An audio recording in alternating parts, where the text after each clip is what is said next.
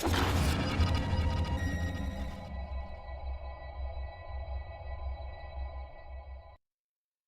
what's up, everybody? JC here, and welcome to another Thursday night live stream. And got a few things to talk about tonight. Haslabs and Masters of the Universe, the new series premiered. The Revolution series premiered on Netflix today. So I figure some of you probably have not watched it yet, so I'm going to try and avoid spoilers, but I just wanted to share some thoughts on that because I thought the series was fantastic. I watched it earlier today. It's only 5 episodes, and I will say if I had any complaint that maybe it came off a little bit rushed, like they jammed in a lot in those 5 episodes. I feel like, you know, the season would have been better if it was, at least a few more episodes, but I have a feeling that probably had more to do with cost constraints and maybe even just barely getting the season greenlit by Netflix after so many people seem to express a distaste for the Revelation series, the first 2 parts of Revelation. But I think this series, while I liked Revelation, I thought that was a pretty good overall story. But I felt like they listened to the people who were complaining about that and really kind of fixed it with the Revolution series. So even if you didn't like the previous stuff that Kevin Smith did, I feel like hopefully at least most of you will come off liking this season. Because I really want to see another, I want this series to continue. And they definitely left it open for more, but I feel like a lot of that will depend on whether or not Netflix gives the green light for another season. This while they left it open for more, unlike the last with the Revelation series, which was broken up into 2 parts, was really done as one season, but then they broke it up in 2 parts. This was pretty much its own self-contained story. Again, they did leave some things to continue on if they get another season, but it wasn't like this was a to be continued in 6 months from now type thing. So, but hopefully, hopefully fans will embrace this series, the Revolution series more than they did the Revelation series, and hopefully Netflix will give it a green light for more. And I will say, I asked Kevin Smith on Twitter if we knew if there was going to be more Masters of the Universe coming, and he didn't answer me, but he did like my tweet, so I don't know if that was him telling me yes, there's more coming. Probably not. He probably just liked it because I also said it was awesome, that I really enjoyed it. But and not only did I like the story itself, but there was just so much. Like every episode was like, ooh, we need a figure of that. Ooh, we need a figure of that. Oh, I hope we get a figure of that one. Especially in the opening of episode 3, that was like, oh wow, I can't believe they brought in that character, and I'm like, man, I hope we really get a figure of that guy.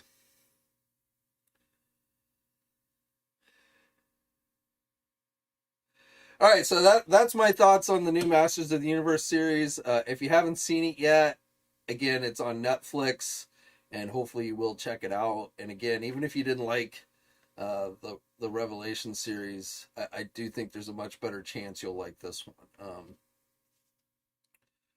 But let's see who's in the house tonight. So let's see.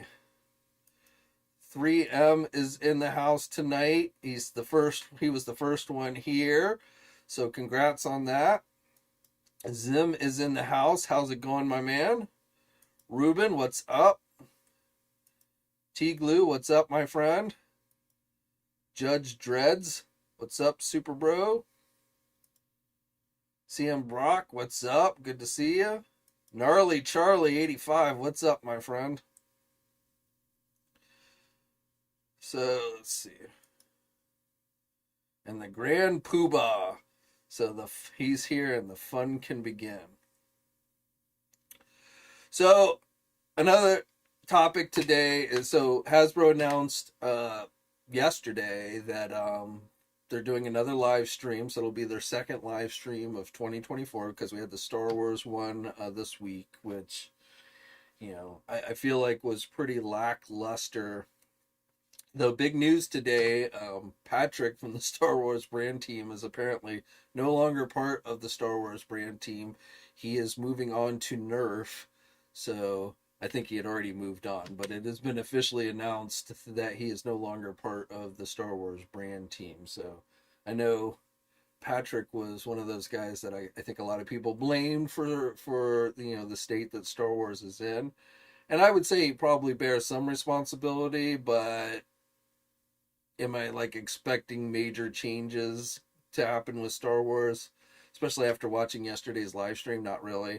I think a lot of the complaints that people have about Star Wars, with the repetitive same old characters over and over again, just getting rehashed, I feel like that has more to do with Disney than anything else. So I'm not sure it really matters who's in charge of the brand, because Disney's really the one that calls all the shots, basically. And yeah, same thing for Marvel, but I feel like with Star Wars, for some reason, they're even more, I don't know if protective is the right word, or overbearing. I don't know, but so I don't know if we'll really see any difference as far as what type of Star Wars products that we get, and especially, again, based on yesterday's live stream, it really doesn't seem like it, because we got, somebody asked me before the live stream, was like, what can we expect? And I was like, probably some more clones, some more Mandalorian figures, another Grogu figure, and all of those were announced yesterday. So,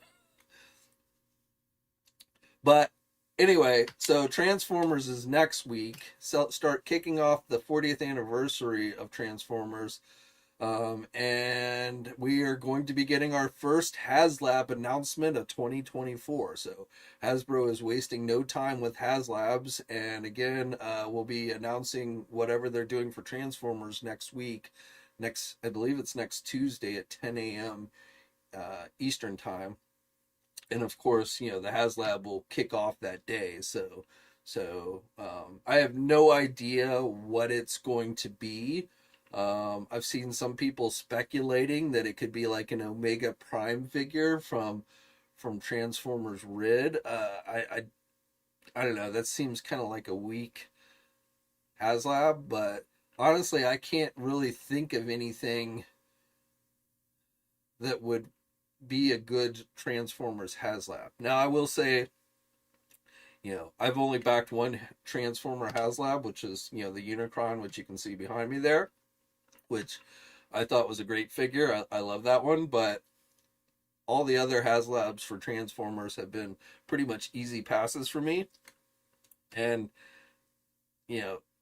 unless it's G1 based, I'm probably not going to be that interested. So, and I can't really think of anything G1 based that would be, make for a good Haslab. So, I don't know. But we'll find out next week what it is, how much it's going to be, things like that. And then, of course, the whole cycle of everyone wondering if it's going to get backed or not get backed, or if it's overpriced or not overpriced, all the good things that we get whenever Hasbro does these Haslabs. We'll start up next week.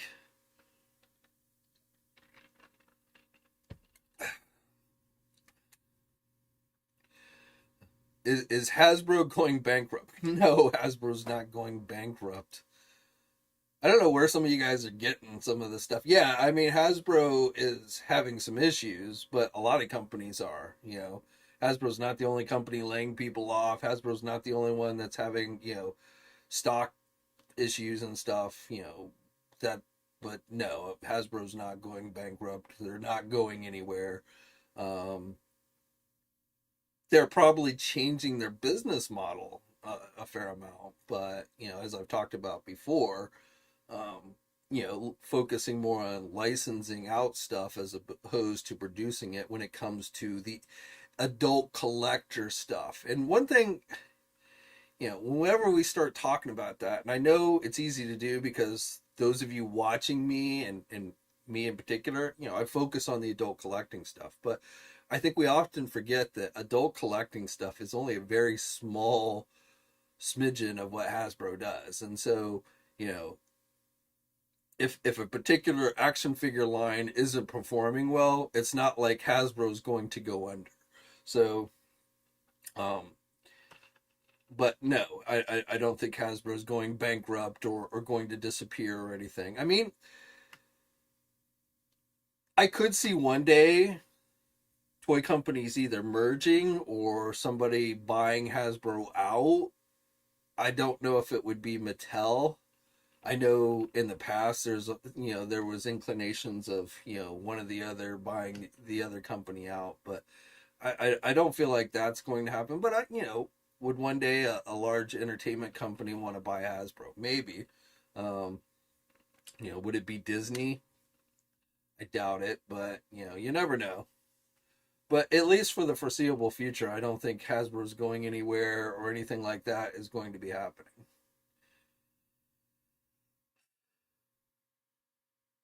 And Judge Shred says Haslab gossip is always good.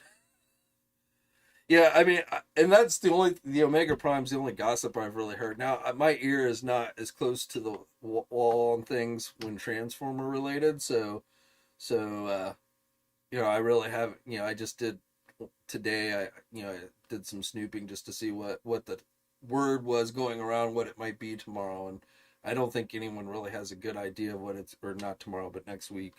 Yeah, I don't think anyone has a really good idea of what it's going to be, but that Omega Prime was the rumor that seemed to have most people were running with, but again, I don't really think there's anything to back that up. As I said, for me personally, I I'm not really that I'm not expecting it to be something that will personally interest me, so I probably will be safe and not having to worry about whether I'm going to spend the money on it, whatever it is. Because, like I said, if it's not I just for me Transformers, as far as Transformers go these days, G1's about it. I mean, I used to collect the Red stuff when it originally came out, Armada, all that stuff. I mean, I just recently last year sold a bunch of that stuff. Like, they announced the Tidal Wave here, the Titan series Tidal Wave, and I just sold my Tidal Wave. Now, this new one obviously is bigger. It's going to be, around 20 inches tall. So it's going to be a lot bigger than the original Tidal Wave toy. But, like, I just literally less than a year ago sold my original Tidal Wave figure, and I don't really feel like a desire to want to add a new one to my collection. Um, so yeah, so unless it's G1 Transform, like, I'm still waiting for them to announce a G1 Swoop Dinobot, for their studio series, because I need that final Dinobot. I still haven't gotten the Snarl figure yet. I'm waiting for that to come in stock at Entertainment Earth because that's where I have it on pre-order at. So I'm waiting for that one to come in. So I don't have my hands on Snarl yet, but I'm also waiting for them to announce Swoop for their studio series, which I know almost 99% sure is coming, but they keep not announcing it.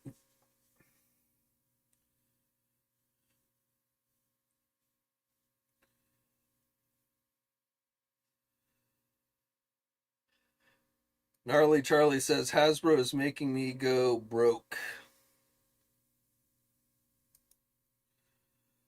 3M says Hasbro's just creatively bankrupt, and Todd McFarlane must be high for obvious reasons. Well, okay, here's the thing about, I get what you're saying, 3M, but that's nothing new. Hasbro has never been an inventive company. Hasbro buys up other companies generally, and then piggybacks off of what other companies created. I mean, look at Star Wars. They bought Kenner. Marvel Legends came from Toy Biz. I mean, Hasbro has never really demonstrated to be an innovative company to come up with new things. They kind of follow the leader. They often will do it better than others, which is why I think they've been so successful over the years. But as far as like being innovative, that's not something I've really ever attributed to Hasbro. As far as Todd McFarlane goes, I don't know what's going on with Todd and all that. I mean, I feel like retailers are kind of starting to turn their backs on Todd's DC stuff. I feel like that's why so much of it seems to be going as a Todd McFarlane store exclusive. I don't think that's by choice. So, Todd's not trying to rip you off. I've said, I talked about this last week. It's just, I feel like retailers are less interested in maybe carrying that stuff. So, um, which is not good news for Todd. Um, I saw somebody joke about, Todd's raising the price, and it was a joke, and it was funny, but but Todd needs to finance his Spawn movie, so that's why he's raising price. Because in a recent interview, Todd had said something about if Bloominghouse didn't get the ball rolling on Spawn, he was gonna go finance it himself. So that made me laugh. But no, that's not why. I don't think that's why he's raising prices on his figures. Deglue, G.I. Joe is Hasbro's crown jewel. Well, yes and no. I mean, has G.I. Joe is obviously is Hasbro's property, but and I think for collectors, like G.I. Joe Classified right now is probably their hottest action figure line. Even though I'm not sure if that's really true as far as sales go. I mean, I would be willing to bet that Marvel Legends and Marvel figures still sell better than G.I. Joe. But as far as enthusiasm from fans and stuff, I definitely feel like G.I. Joe is one at one of its peaks. But G.I. Joe really has not been a huge mainstream successful action figure line, I would say, since the 80s. It's always kind of been, seems like it's always kind of struggled to keep its place at retail. Transformers, I think, is far more popular than G.I. Joe as far as just fandoms and all that stuff. So, I mean, G.I. Joe to me is definitely the best action figure line going as far as classified right now. But again, as far as like actual sales numbers, I would suspect it's still low man on the totem pole compared to Star Wars, Marvel, and Transformers.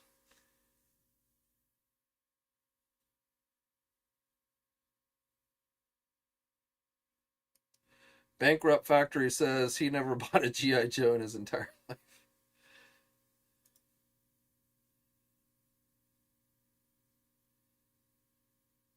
Gnarly Charlie is, well, I mean, G.I. Joe to Hasbro is what Barbie was to Mattel. I mean, that's basically what it comes down to. It's like their flagship brand, again, that they own.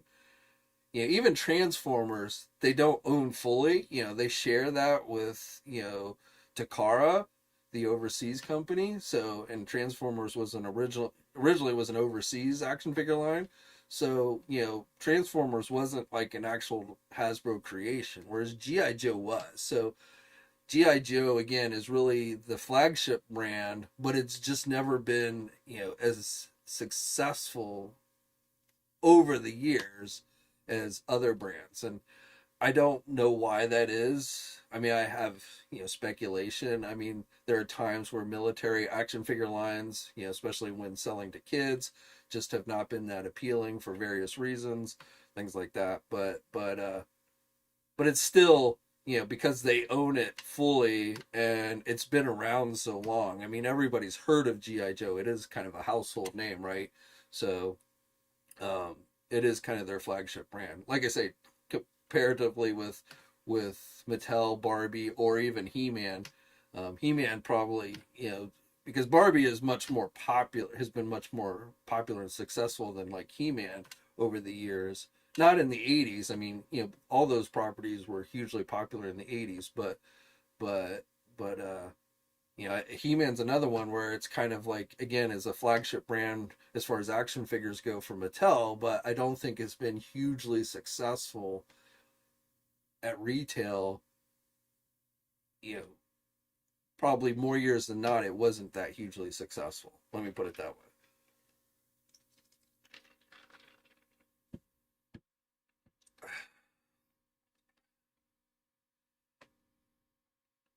Smash Guitar says, how about Valorverse New Wave? My carts are full of Valor right now. Like doing it big right now too, and it adds to the Joe collection. I think I think Vala has been doing some good things. For generic, for me, what I would consider, I know Action Force has its own story and stuff, and even comic and stuff, but I still kind of put it up there more as more of a generic action figure line. Um, and I think he's been doing some, Bobby Vallo, I think's been doing some really good things with that. And and you're right, it is a good complementary line for GI Joe, or as Bobby probably would prefer, GI Joe is a good complementary line for Action Force. But like like I've said before, I don't collect GI Joe because it's a military line. I collect it because I love GI Joe. I love the cartoon. I love the comics. As a kid, um, and collected the toys, and so it's the nostalgia that really makes it appealing to me. I'm not even like really that interested in those 60th anniversary GI Joe those generic GI Joe classified figures, the scuba diver and the other one, just because those aren't based on any actual characters. They're just kind of generic soldiers. So which I'm sure Hasbro launched to kind of compete with Action Force, but to me personally, those figures are not that appealing to me. In fact, I probably will not even get those figures. I'll probably just pass on those. They look good. I was seeing the in-hand images of the scuba diver figure.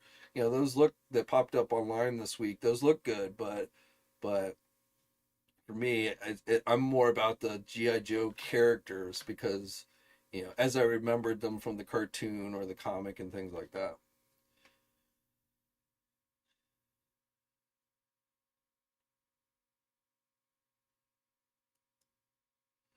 Judge Dredd says GI Joe's a fad toy now, so people can show off how many they have army built. Well, I mean, it's a long going fad. I mean, GI Joe has, in some shape or form, been out there since the '80s. I think, classified. You know, Hasbro took forever to get us 6-inch GI Joe 6-inch GI Joe figures. I don't know why they took so long, as long as they did, but once they finally started giving them to us, I think fans definitely embraced it with arms wide open.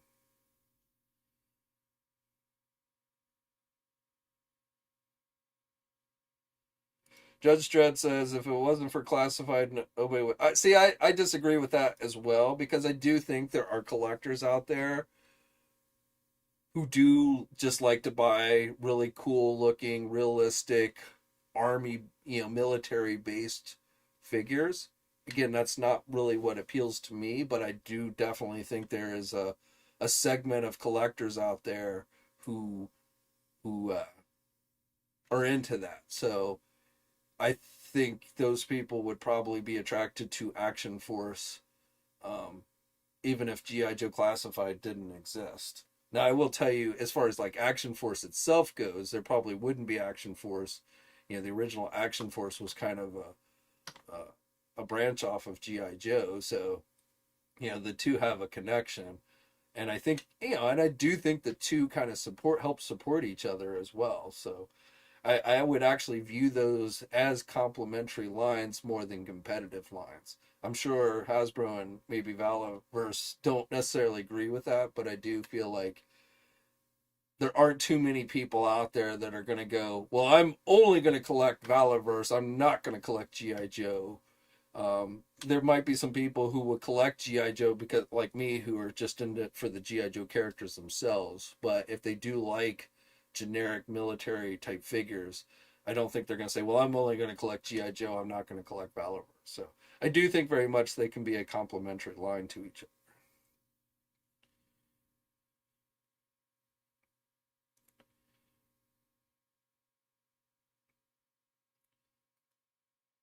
Curtis says, using those 60th anniversaries for kit bashing. Well, I mean, I think that works. I was like, I was watching a G.I. Joe episode the other day, and I forget the title of the episode, but it was the one where Cobra was trying to pull down the Aurora Borealis, pull it down so it would heat up the polar ice caps and melt them. And so it was an Arctic type episode.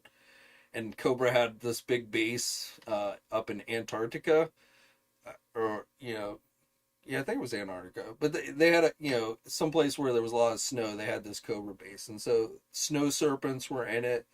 But then they were also like Cobra troopers that were in the base.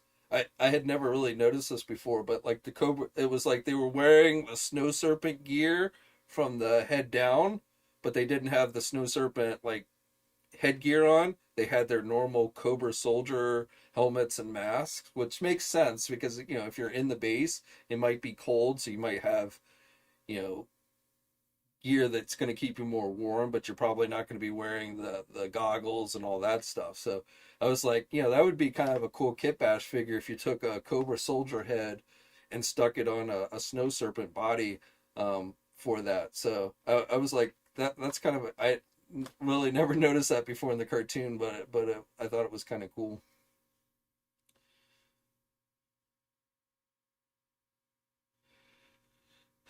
John, yes, I started the live stream off talking about it. I loved it. I thought Revolution was great. While I liked the previous Kevin Smith stuff, I thought this was even better. So my only complaint is it was a little bit short. I love the characters. Um, so yeah, I think it was fantastic. Really, if you want my honest opinion, I'm not gonna say I liked it better than the 2000X series only because it was only 5 episodes. So like if this was the beginning and we get more, then I think this has potential to rival the 2000X stuff. But because we only got 5 episodes, I'm not ready to say it's like better than the 2000X series. But I really liked how they incorporated a lot of the Masters of the Universe mythos, not just from the original cartoon. In fact, I feel like, I know when this was the first, all this Kevin Smith Masters of the Universe cartoon stuff was first announced, it was billed as like a continuation of the Filmation series. But I really don't, I feel like this is more in keeping with like original mini comics and things like that, more so than the original Filmation series. So and of course it does build off of what they started in Revelations and stuff. So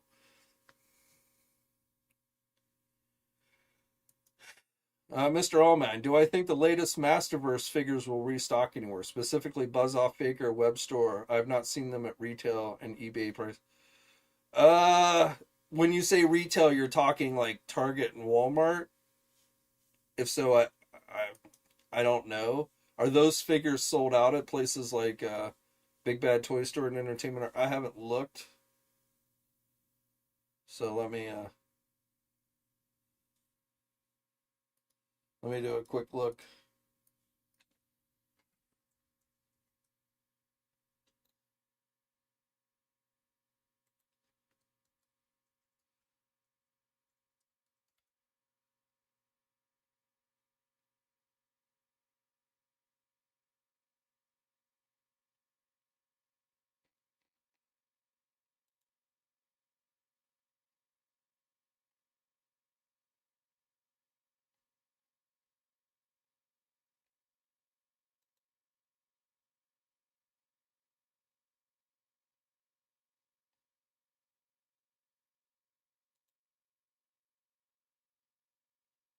Oh yeah, some of the those are so.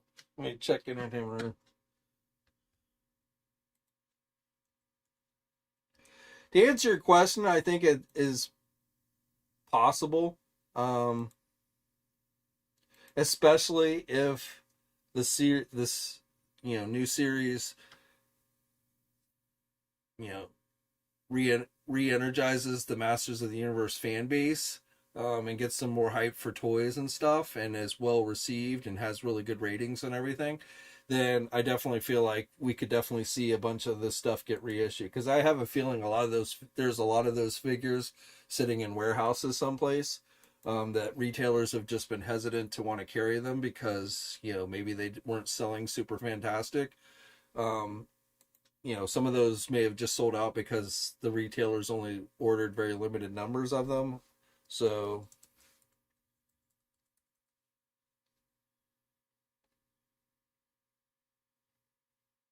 oh yeah, they're sold out at Entertainment Earth. So, yes, I think it's possible, but again, I think a lot would depend on where we go from here. Again, I think if the Revolution series gets good ratings with Netflix, so that we get a green light for another series, I think if fans really embrace this season, and the internet doesn't get filled up with people hating on it all the time like they did with the Revolution or Revelation series, then then I think that will build up excitement. I think that will get people back into Masters of the Universe. I think they'll want, more people will want to go back and get maybe those figures that they missed, and therefore will be incentive for retailers to try and order more from Mattel, which hopefully in turn would get Mattel would oblige them and provide them with restock. So can't say, obviously I don't have a crystal ball, so I can't say for sure, but I do think if that were to happen, a good chance that yes, we could see a number of those figures that are currently sold out, reissued, or get new reorders in, or whatever you want to call it.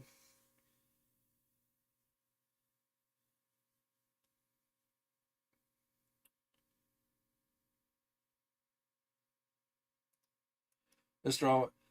I think I saw some of those at Target.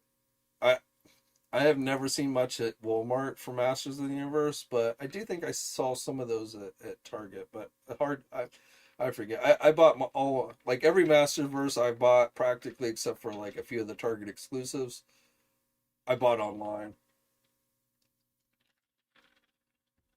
Um, and then we got today we had the new figure. So let me pop over here.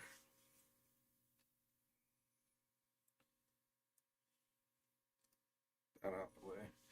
So we had Keldor, King Keldor, that I guess went up briefly. I guess it was actually available for a brief time on Amazon this morning. It's currently not available for purchase. The page is still there, but you can't. I don't know if it's sold out or if Amazon just pulled it because they put it up early. I'm still trying to find out when officially this figure is going to be made available, because I think Amazon jumped the gun a little bit.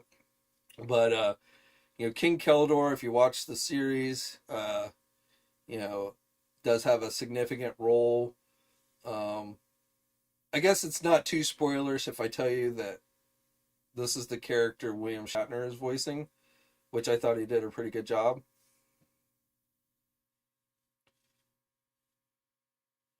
But that, I didn't want this figure when we first saw it, but now after having watched the cartoon, I kind of want this figure. So, and that's what like that's what a good cartoon does. Is it like gets you? I mean, it is essentially kind of a commercial for the toys, so it gets you pumped up. So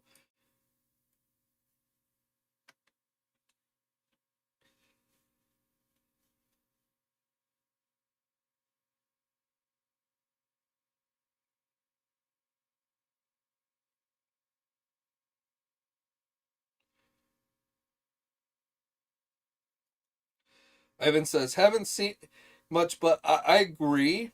In fact, I was surprised at how many people today I saw going, oh, I didn't even realize that had premiered on Netflix.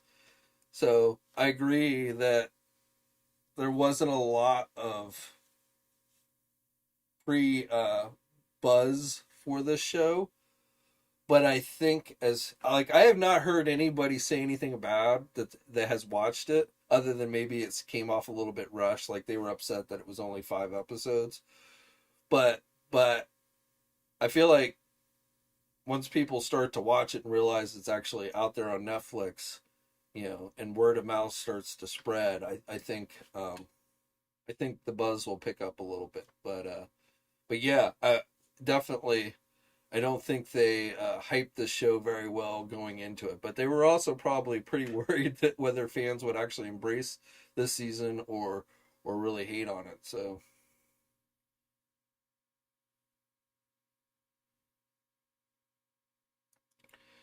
Mr. Allmine wants Buzz Off Baker and Webster. They're all good. I have all three of those, so I will tell you they are very good figures.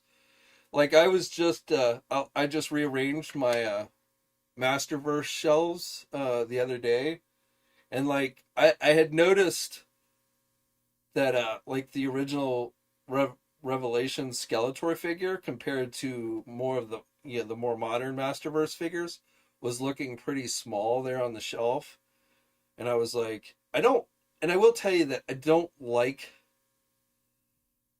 they are doing a Revolution Skeletor figure,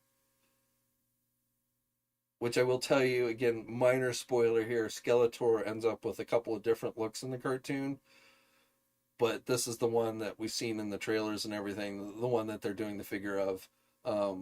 And I don't like that look, so I wasn't really that interested in that figure. But I did want a bigger Skeletor. I ended up going with the new Eternia Skeletor that they did, just with the classic head on it. So that one is a little bit bigger figure, looks better on the shelf. But there is a version of Skeletor that pops up in the cartoon, in the new cartoon, that I hope they end up doing a figure of.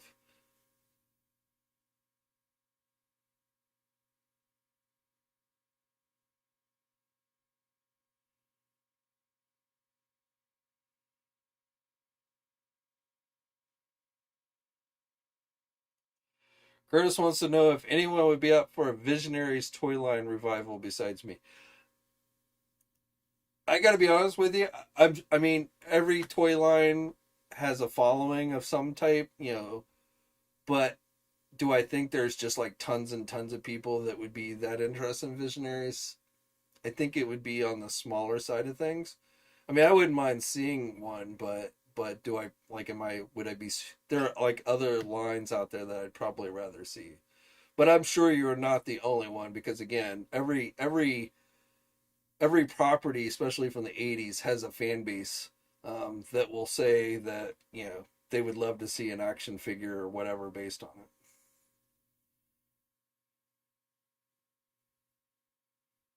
And T-Glue is one of those people with the holograms and slug projection figures. So you got one right there. Now switching subjects for a little bit here, I wanted to get your guys' input because this is something as far as like I've been contemplating. So I've noticed that like a lot of people, YouTube now offers like memberships where you can become a member of, not just subscribe to somebody's channel, but become a member. And it's something I've debated whether, I want to do that because essentially it's a way to pay the YouTuber money. So, and like most, like I see a lot of people doing it, but they usually just do like, like $2 and you get like a emoji, like a special edition emoji. Essentially, it's like if you want to contribute and help support your favorite YouTuber is what it's really like. Some have bigger packages. I mean, I've seen some people like, the like a $25 membership, and honestly, I don't know what they're offering for $25. But I guess where I wanted to go is that like I'm sure I'm not the only person that you guys watch, live streams of and stuff. So, you know, is the membership thing, something you guys like? Is it do you think it's worth doing? Because like I feel like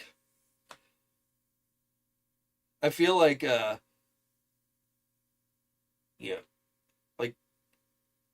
like I've never been much for like doing a Patreon account or anything like that. I don't mind like the super chat donations because I feel like that's kind of like a tip jar. And even like the patrons that are done, like, if you want to tip your YouTuber for, doing a good job or whatever, I like that idea. But like, you guys can do super chat donations now. I mean, like, do I really need to create memberships? Is that really going to make you feel special and want to pay me money on a monthly basis. I mean, I don't know.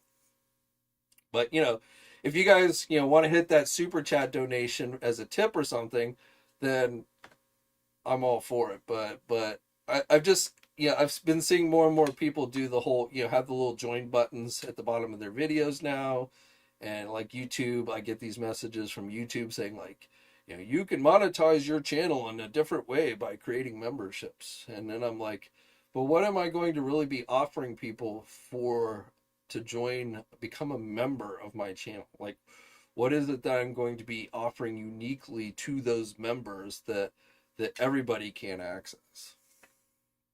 And I feel like a special emoji or whatever is not really that incentivizing.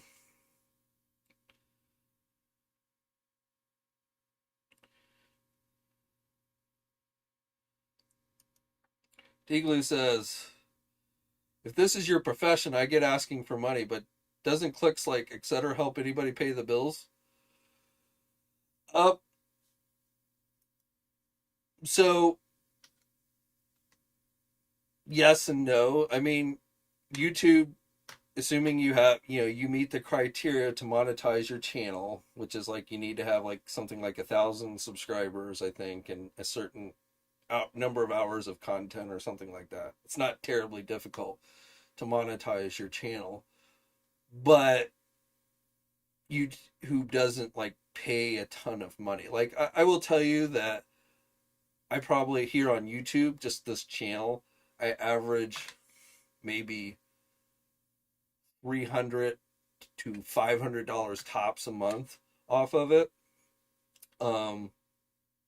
Which I mean is money's money, so but like could I earn a living off of just doing YouTube channels? No, or YouTube videos? No.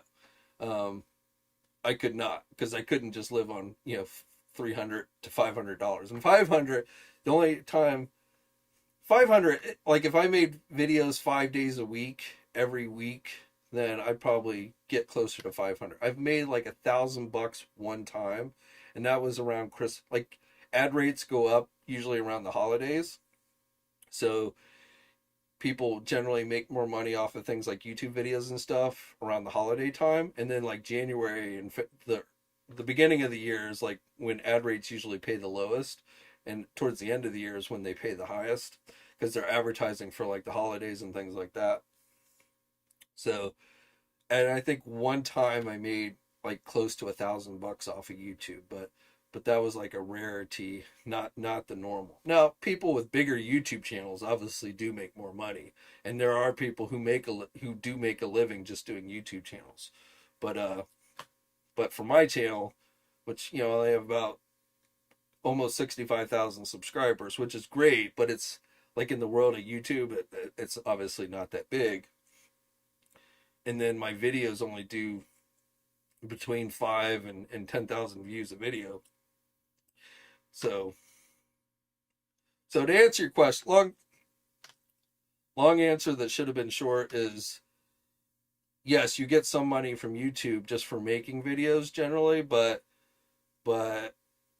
it's kind of like being a waiter. Waiters make money, and that's again how when we're talking about any of this stuff, Patreon or super chats or anything like that, I view it as a tip jar. I view it, waiters get a paycheck, but if you've ever been a waiter or somebody who is, they'll tell you that they make a large portion of their living from their tips. And that I think is kind of how YouTube is itself. I've never really been a huge, like sitting there asking for you guys. I don't like asking people for money, and I feel like I've often felt like, you, especially with rising toy prices and stuff, I would imagine you guys would rather spend your money on action figures, not tipping a YouTuber. But then I do watch, like I'll occasionally pop in on somebody's live stream and stuff, and I'll see plenty of people who are like doing super chat donations and stuff like that. So I don't know. Um, I mean, if you're gonna donate your money to a YouTuber, then I certainly am gonna put my hat out there to you guys and say feel free to donate, but but or tip or whatever you want to call it. But at the same time, like again, I don't really make my living off of YouTube. I make it from my websites. If I was making my living off YouTube, I'd be hurting. But anyway, going back to the membership thing, which is how this topic started, I just does that make you? I guess the idea behind the membership is like it's supposed to make you feel more like I guess the best way to put it is special. Like, oh, I'm a member of this channel. I get like my when I post a comment, my name appears in green, or I get called out in a video. My name pops up in a video or something because I made a donation of $25 or something like that. I think it's supposed to like make you guys feel more special so that you're feeling more a part of that particular channel. But I don't know. I just and that's why I'm asking your opinion because do you sign up for memberships on other channels? Do you think it's a good thing? So on and so forth.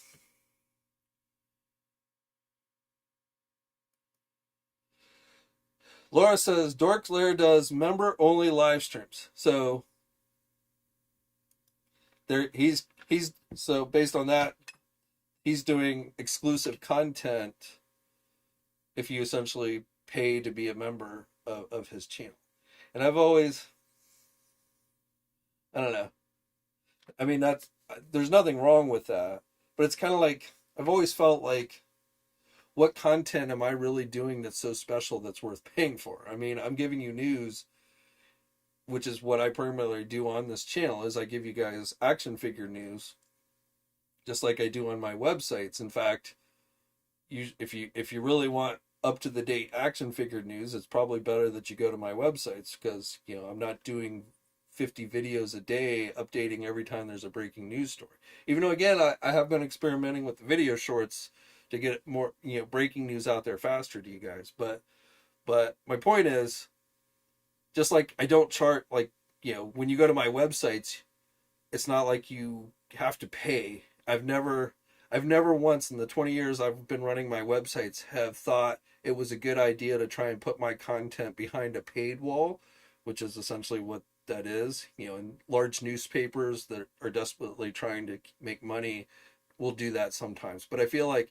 anytime I go to some place that has a paid wall, my first response is, well, I'll just find the news somewhere else that's free. Um, so I don't know.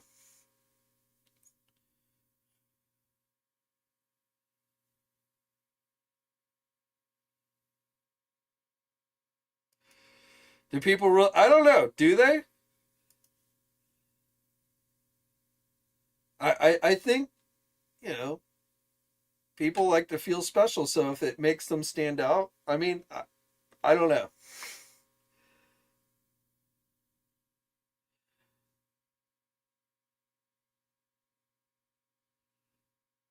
Jen, let's see. It's only January, but I can set aside a big chunk of change going 40th anniversary stuff like Missing Link, Optimus Prime, and Walmart reissues.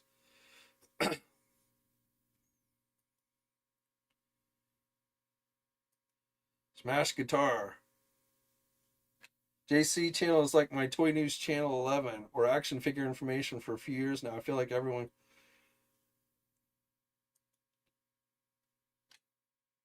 I'm I'm used to it. I mean, I'm not saying people copy me per se, but I mean certainly. I mean, I was one of the first ones to do an action figure news website, and then they would pop up all over the place.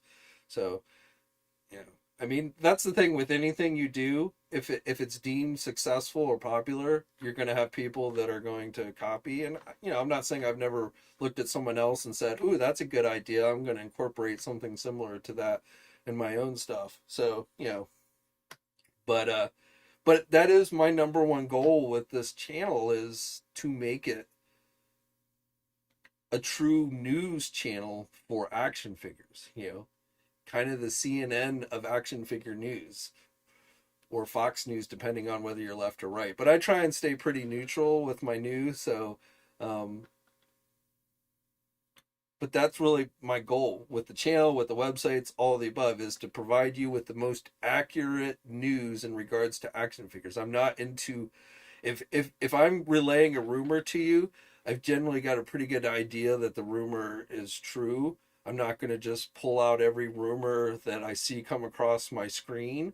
In fact, there are times where I'm holding off talking about something because I'm waiting to get verification or what have you, or it's coming from a source that I've found to be reliable. Um, but that's my number one goal. That's not always, generally the person that gets something up first gets the most attention. And even unfortunately in this day and age, people often don't remember when somebody posts something bogus. They, they don't go, oh, well, that guy posted bullshit news the other day, so I'm not even going to follow that guy anymore. So, but I take it very seriously, and I try and give you guys as accurate news as quickly as possible, whether it's here or on the website. So hopefully I do that pretty good for you guys. I don't pretend to be an entertainer. I don't pretend to be, I'm not really here to entertain you guys. I mean, I try and make it as interesting as possible, but again, I'm not an entertainer. So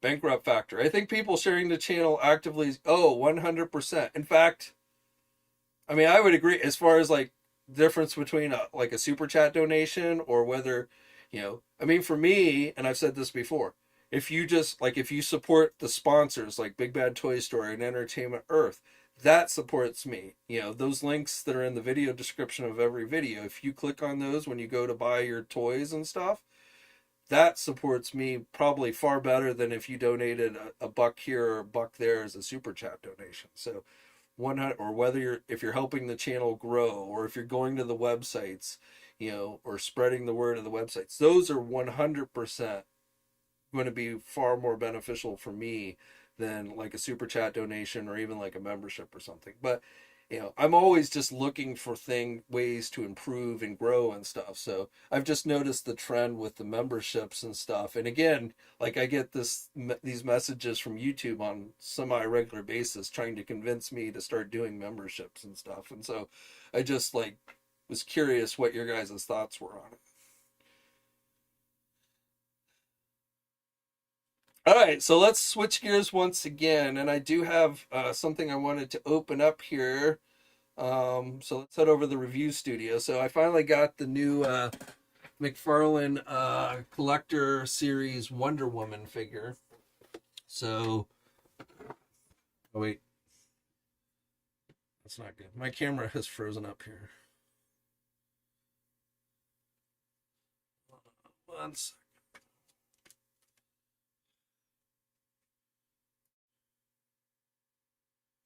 Oops, sorry.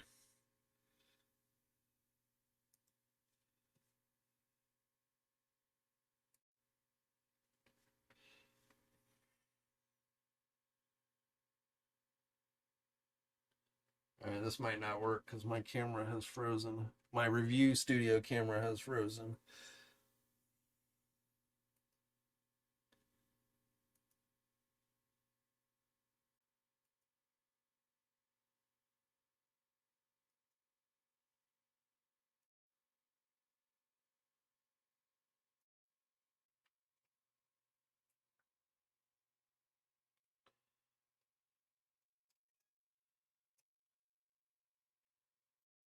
I don't know why it will not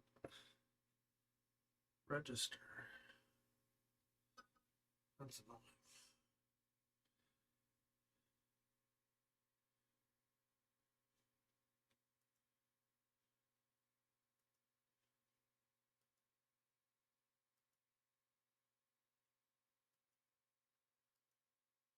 All right, there we go.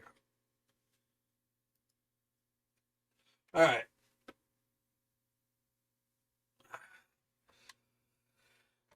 So, got Wonder Woman here. Light on it.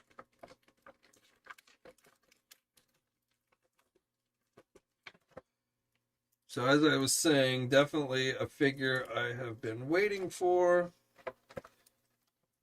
but does it actually do the character justice? So,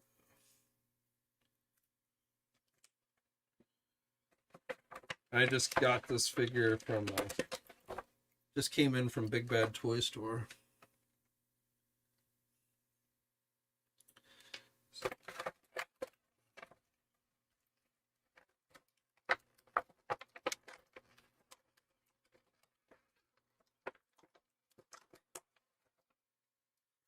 Getting all the accessories out of the package.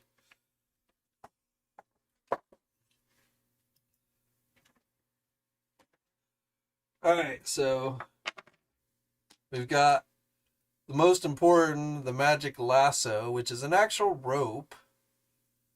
So that's kind of interesting. Usually with Wonder Woman figures, you get like a plastic lasso type thing. But with McFarlane, he's given us just a rope.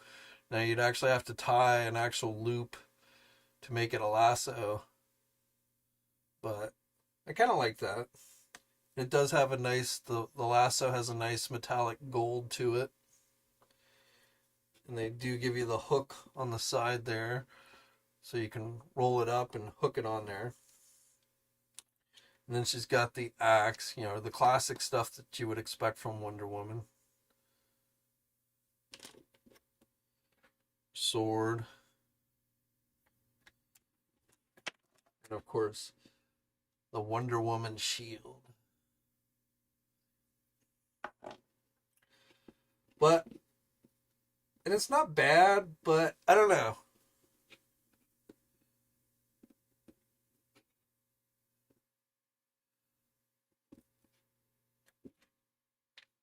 So here's, she's definitely on the tall side. So here's a Batman, my DC Multiverse Batman figure. Now, of course, there's been a million Batman figures, but this is one of the earlier ones that McFarlane did. But much taller than Batman. Here's my Superman. So Wonder Woman's a little bit taller than Superman. Again, this is one of the first Superman figures that McFarlane did. McFarlane's done a ton of Superman figures as well.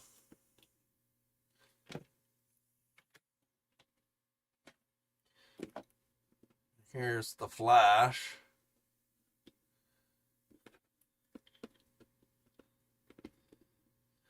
So Wonder Woman is definitely towering over pretty much everybody on the Justice League. Hal Jordan, Green Lantern.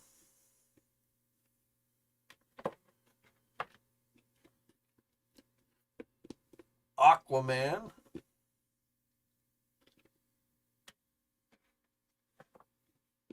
And last but not least, Martian Manhunter.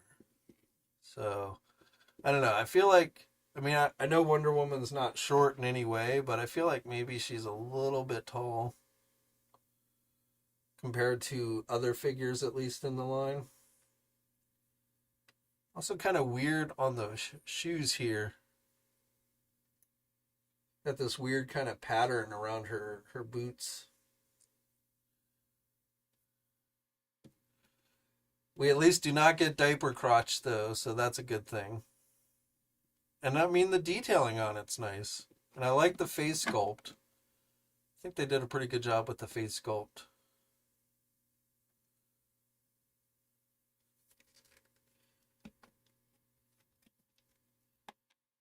Articulation's not too bad. She does have butterfly joints. Double hinged elbows, so she's got good bending there at the elbow.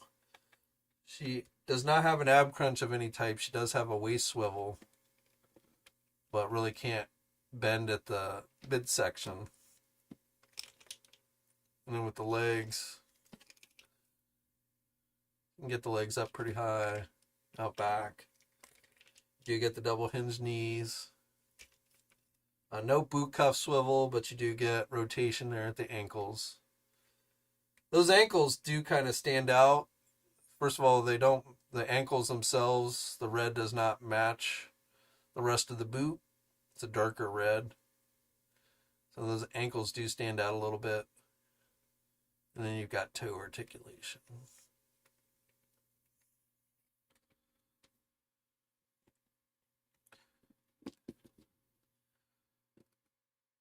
So only thing I would say my biggest minor complaint would be is that I feel like she's maybe a little too tall. I don't feel like she should be taller than every single Justice League member. Now, obviously, again, my Superman and Batman figures are older, so I don't know if some of the newer ones are taller. So maybe they scale better. But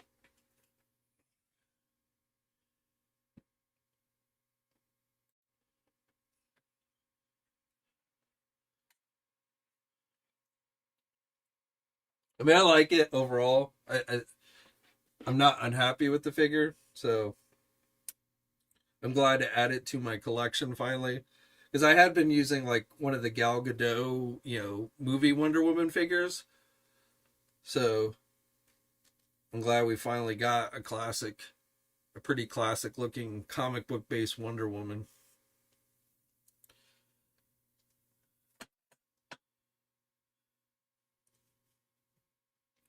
D-Glue says she is an Amazon. And I mean, you're right. You're right. She should be kind of a little bit bigger and bulkier. She shouldn't be like a tiny petite woman. I agree with you 100%. But like even like Martian Manhunter, like I feel like Martian Manhunter is a pretty tall alien.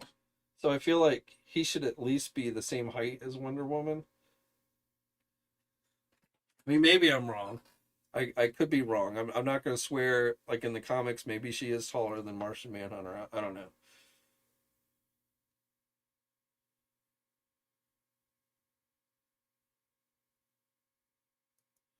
Ivan says, just wish they make alternate head sculpts with different expressions. Well, that's what the there's the gold label and there's the platinum edition, and so down the road you might get a gold label version with a different head sculpt, but if you mean with the same figure, no, I don't think that's going to happen with McFarlane. Coco says she looks like a mess. The knees don't bother me. Like I said, the ankles a little bit, but I mean, you're going to notice an articulated figure that's not wearing pants, you're going to notice the joints. And yeah, I mean, you can see the pins and stuff, but I mean, that just doesn't bother me. That's just, you're going to get that with an action figure.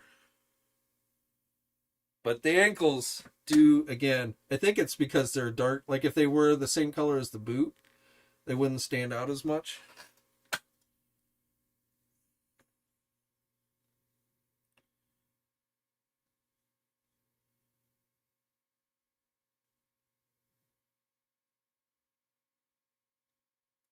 Gnarly Charlie says, we just got a Wonder Woman from McFarlane after how many years?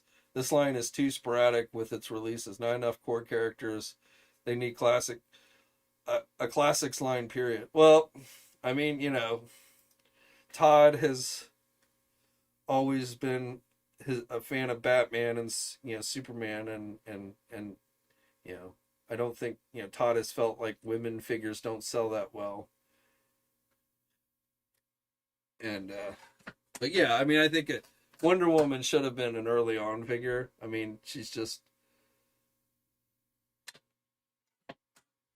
probably one of the best known DC characters out there. I mean, Marvel really does, like when it comes to women characters, Wonder Woman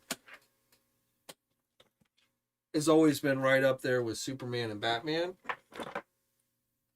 Right? I mean, Marvel did not feature their women characters nearly as predominantly as DC did with Wonder Woman. Wonder Woman had her own live action TV series back in the 70s and 80s and stuff. She was heavily featured in the cartoons. She's always been right there with the guys. So, she is a core character.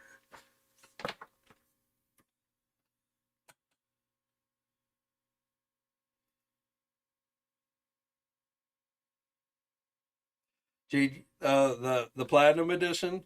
Yeah, like I wanted a Captain Carrot platinum edition figure, which I actually ended up buying off of Big Bad Toy Store. I paid like a little bit extra to get the platinum version, but I actually liked the regular version, the colors on the regular version better than the platinum version. So I'm glad, I got the platinum version, or I'm glad I got the regular version, not the platinum version for her. I don't like that. Like, I don't like when you buy randomly, like when you insert those platinum edition figures in with the regular figures. I'm not a huge fan of like chase figures in general, but I don't like the fact that like, if you go to buy something online and you end up with something different because it's a chase figure. I'm not a huge fan of that, but McFarlane loves his chase figures and all that jazz. So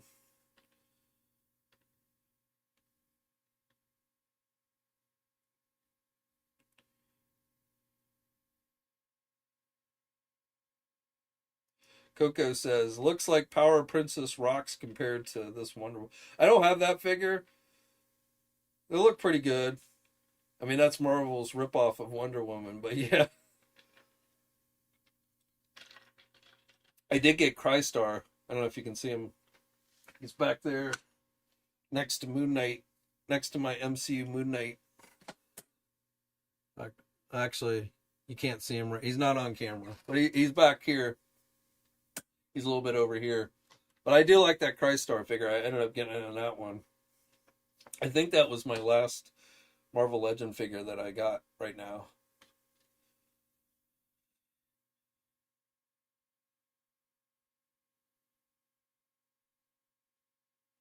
Sam Brock says, classic Wonder Woman will always sell. Him saying female figures don't sell is bogus. It depends. I agree with you.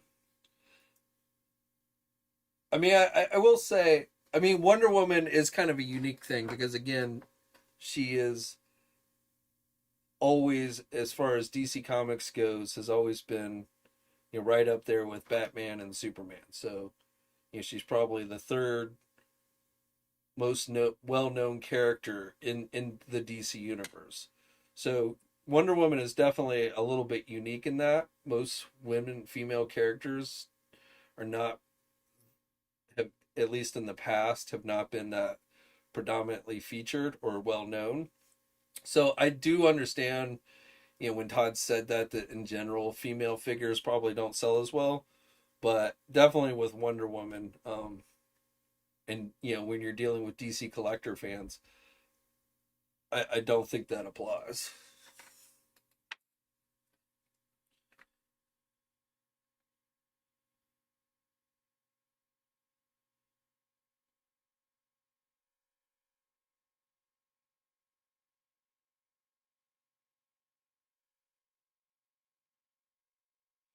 Tigley says, "You want classic Wonder Woman? Give me $30." Yeah, I mean, the whole collector edition thing. I mean, there's nothing that was included with this figure that really made it anything super special. I mean, the action figure stand, the action figure base thing, but I could totally do without this. If this is why I'm having to pay $30 for it, I could definitely, pass on getting that. Um, but I feel like that was just Todd's way of kind of sneaking up the price on things.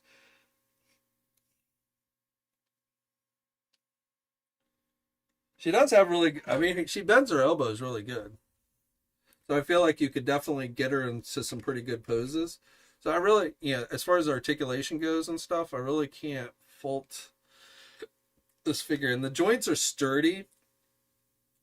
That's another thing I'll give this figure is like one of the things I hate about most female Marvel Legend figures is that their joints are so thin and gummy, especially on the knees, that they literally start collapsing on themselves under their own weight. Like I can't tell you how many female Marvel Legend figures I have that have like these legs that are like all crooked because the knees have just can't support the weight of the figure over time.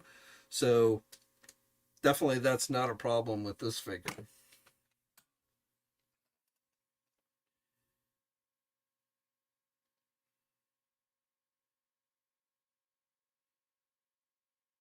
Judge Dredd says, I got the platinum Swamp Thing and I was pissed. I don't think I've ever gotten a platinum edition figure when I ordered a regular version, but like I say, or even worse was that when he was doing those unpainted ones and you'd get those instead of like the regular figure. That was like the worst. It was like I wanted the regular figure, and actually that did happen to me. I take that back because I did get the Batman, the Hush figure that they did. I ended up getting one of those unpainted ones, and I was like, "What the frack is this?" I wanted the regular Hush figure, and I get this. Yeah, that definitely sucked. T-Glue Baroness, yeah, she probably sells pretty good. Female characters in G.I. Joe, though, have always been very predominantly portrayed. Baroness, Scarlet, Lady J. Though I will tell you, I can go into my Walmart today and I can still find those retro carded Lady J figures. So I don't know. Maybe Lady J was not a huge seller. I don't know.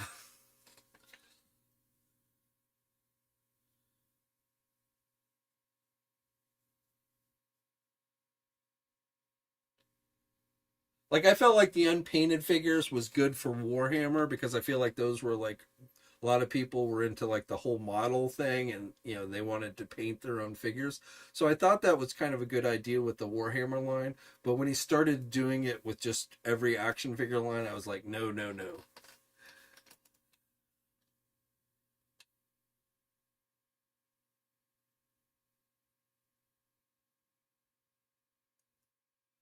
Gnarly Charlie, yeah, the Spiral figure does have pretty good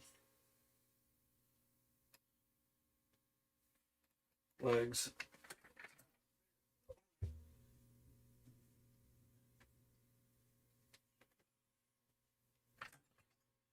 Oh yeah, her legs are done with, but they're thicker, so it's the characters, it's the female figures with the thinner legs that generally have the problem. Though I will tell you that Target exclusive Black Widow figure that was recently released, that one seems to be okay. I haven't had any issues at least so far with that one. But like every other Black Widow figure that I had suffered from that issue. That was one of the reasons why I really like the Target one is because she actually stands under her own weight.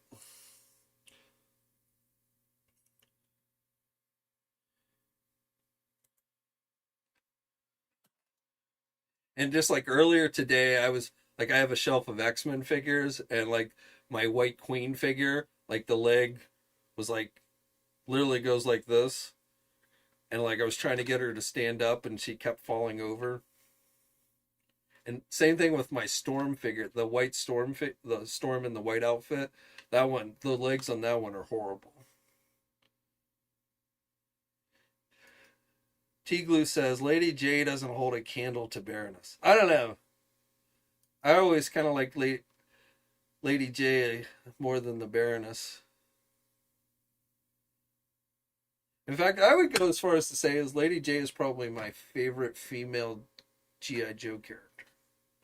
I always liked her, her javelins.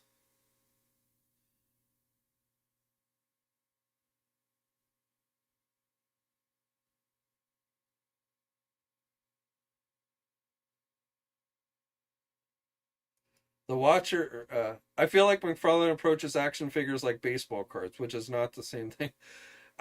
You're not too wrong from there. I would equate it to more that Todd McFarlane, you know, he came up through the comic book world, especially in the 80s and 90s, where it was all about variant covers and hologram covers and all that jazz. So yeah, I think he definitely has incorporated a lot of that stuff into his action figures.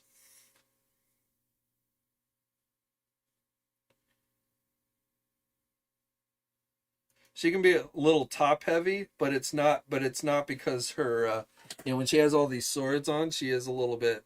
She'll fall forward a little bit, but it's not because of her knees buckling under the weight. It's just because the swords kind of make her a little bit top heavy, which is a different thing.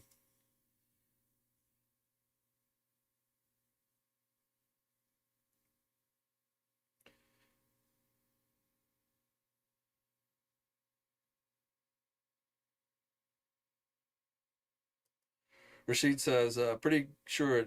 I mean, I definitely have, a lot of female figures, but I definitely have more male figures than I have female figures because they just make more male figures than they do female.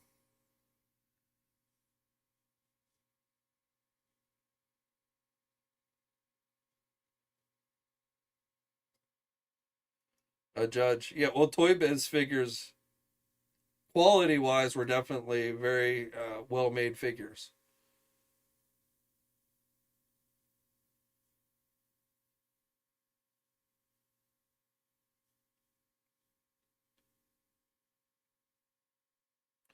Problem with Toy Biz is, I mean, those ball joints for like shoulders and stuff, they just, you know, they don't look very good. I mean, back then when we were collecting them, we really didn't notice them that well because we didn't have anything better. But as as figure construction has improved over the years, those Toy Biz joints definitely stand out like a sore thumb. But I mean, it doesn't mean that they're not still solid figures. But construction wise, Toy Biz was definitely at the top of its game for its time.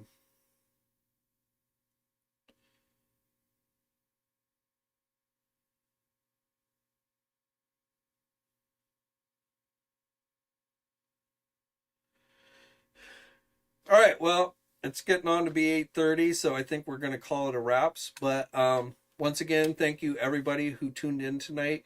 You guys just watching, liking the videos, subscribing, supporting, commenting, all that, super chat donations and everything aside, does really mean a lot to me. I am really trying to shoot, I feel like this is the year for YouTube for me where I'm gonna break that 100,000 mark.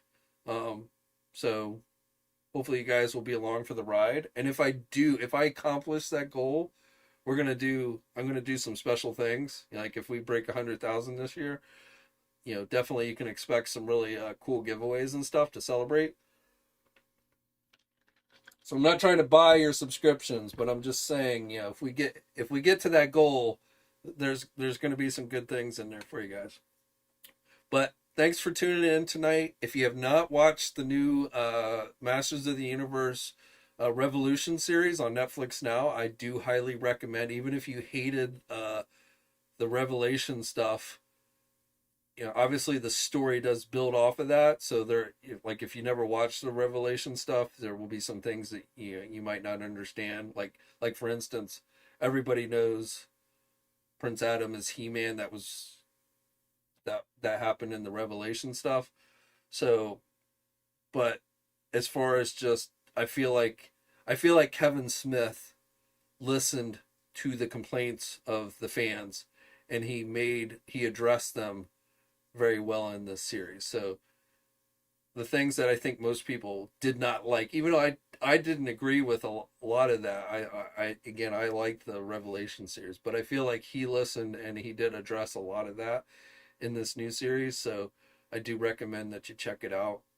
If you're into He-Man, if you don't give a crap about He-Man, then you're probably not going to like it. But if you're a He-Man fan in some way, but you kind of wrote it off or whatever because you didn't like the Revelation stuff, I do recommend that you check it out. And again, it is 5 episodes and it's available on Netflix now. All right, guys. So thanks for tuning in tonight. As always, guys, stay safe out there. I'll be back tomorrow with another news video. And until next time, guys, I'll catch you later.